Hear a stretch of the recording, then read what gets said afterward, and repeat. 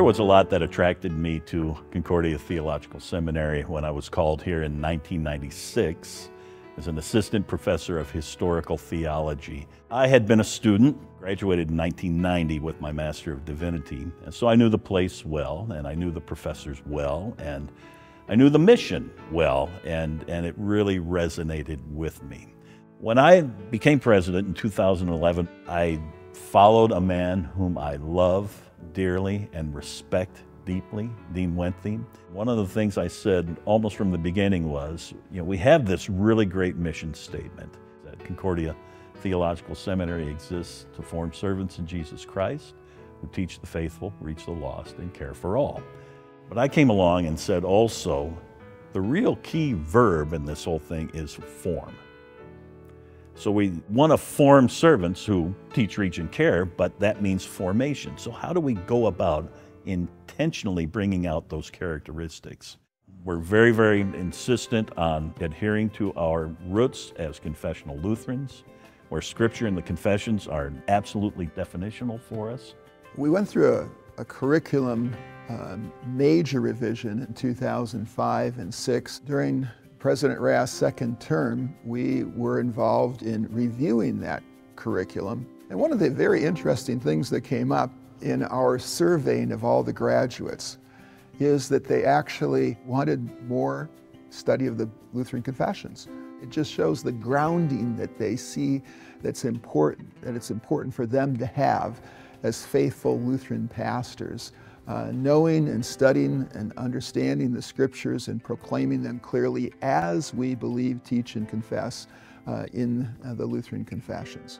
My first year at the seminary was the first year of the new curriculum. So the idea was to form a pastor, not a dogmatician, not an exegete per se, or a purely practical theologian, but to bring all of these together. The biggest factors for coming to this seminary was how seriously they took theology, not just as like a ivory tower head practice, but for the purpose of proclaiming the gospel to sinners who need it. Dr. Rast often reminds the community, almost every time he has an opportunity to speak to us, that if we don't constantly hold our confessions before our eyes, we're going to lose it. The real end goal is that this word, this propitiation in the blood of Christ, ring loudly in the pulpits of our synod, that it inform every bit of pastoral work done by the graduates of this institution.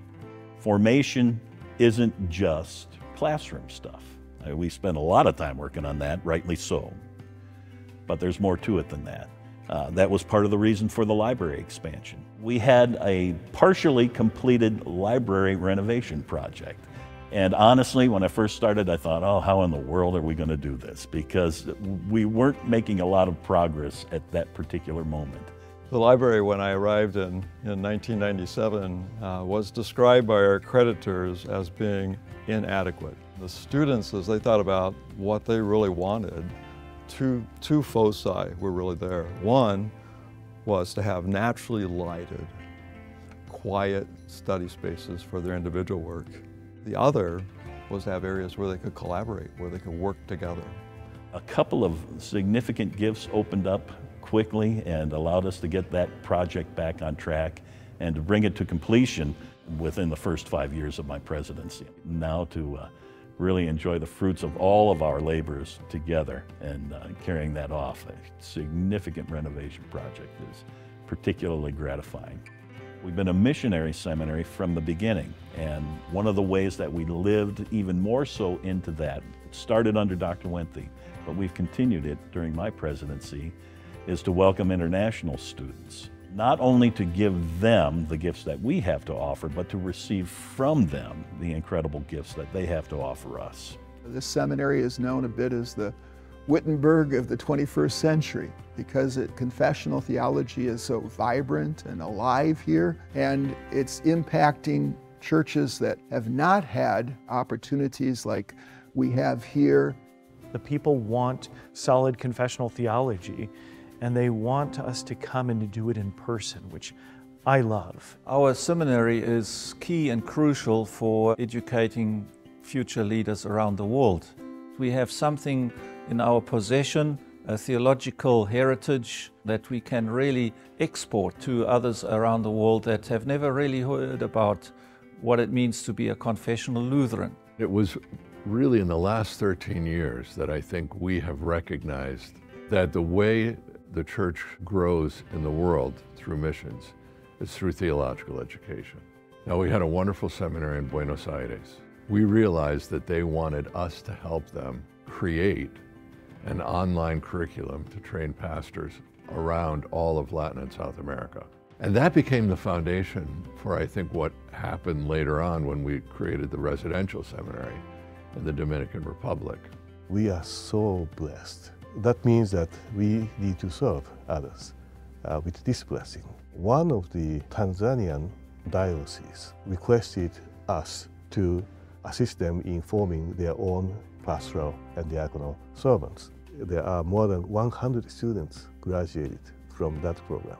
One thing that I think is extremely noteworthy is the student adoption program. We have a lot of donors that participate and help them to be formed outside of the classroom as well. There are just so many different avenues on campus and within the community to be social and to build those bonds with your classmates and their families. That's especially seen in locations like Coffee Hour or Give Me a Kite, where we're getting together and you're continuing conversations that you had in the classroom, or you're getting a chance to talk to professors about something that has been on your mind. You see all these little kids around, and then there's people who could also be your mom. But it's really nice to be here and have a mom figure here too, since you do make a sacrifice of leaving your family, but then you gain a whole new family. Something that we experience every week is shopping at the co-op. We have these wonderful donors who give so much meat to our co-op, and it's been a wonderful blessing. The joy of being able to provide a minimum of 50% of their grocery needs through the co-ops. That's huge. It's everybody else caring for their future pastors, caring for their pastors' families, caring for their future deaconesses. Throughout the years, we have made a very conscious effort to try to reduce student loan debt. During the 2018-19 academic year, we started the full tuition coverage program, and our enrollment is up incredibly. In the midst of sometimes turbulent times, we've had a lot of faithful members and pastors encouraging future men and women to come here and to study, and that we've sought to support them even more fully through the tuition efforts. Those first couple of years bringing students in, they were just absolutely floored. We had to continue to focus them and say, it's not the seminary, it's our donors. It's our donors. It's men and women, congregations throughout our synod who are investing into you as future pastors and deaconesses. We've now had an opportunity to expand a little bit and look at other aspects of the campus that required some attention. Upgrades to the lecture halls, and then more recently the lower levels of those academic halls, coupled with some of the changes in the exterior and trying to bring back some of the continuity from the original designs.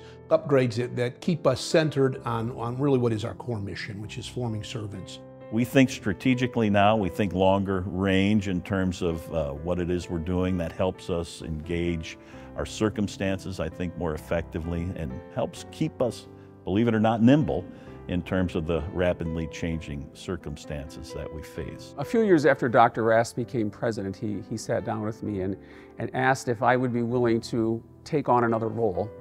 And that role eventually became titled the Dean of Spiritual Formation. We understood and agreed that we perhaps had to have a little more intentionality when it comes to the formation of students.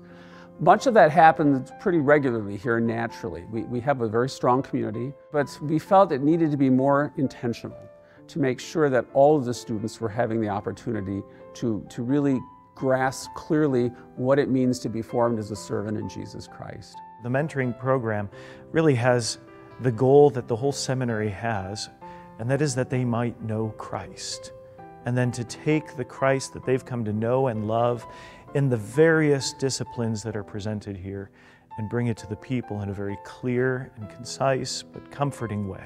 Formation doesn't just happen in the classroom. It also happens everywhere else on campus, whether it's the library or over coffee, or perhaps most importantly, where we are right now, in our chapel. And that's where you hear the Word of God preached, the sacraments are administered, and that's what pulls us together as His people and shapes and forms us for service in His name. He gives us His gifts here. He speaks to us His Word. We speak back to Him what He has taught us, and then we speak that out into the world as well. All that goes on here is overflowing from the chapel. And the forgiveness that's preached here and received here then comes into the class, and then that overflows into the community events, the gatherings that we have, convocations, the Gemütlichkeit, and that Christ is kept front and center on the whole campus, I think is the greatest blessing of coming here to Concordia Theological Seminary. A decade ago already now, we began to live stream our services, our daily chapel service at 10 a.m. And that has always been well received. And we're constantly hearing from people. It's one of the #1 places people go to on our website. For people scattered all around the world, that becomes quite an encouragement, I think, as they can almost kind of get a glimpse of their future pastors being trained. What really makes me hopeful about the future is the fact of the clear confession of Christ and His saving work that goes on here day in and day out, and how that confession is passed on to students who are going to be pastors and deaconesses, spread throughout our beloved Synod, as well as throughout this world that needs that saving gospel. There are a lot of challenges. They won't get lesser, I don't think, in terms of contraction in our church body, in terms of the culture that we find ourselves swimming upstream against sometimes. But at the same time, God continues to make His promises that He is with us always, to the very end of the age. He'll never leave us nor forsake us. And He simply calls us to go out and teach all, reach all, and care for all.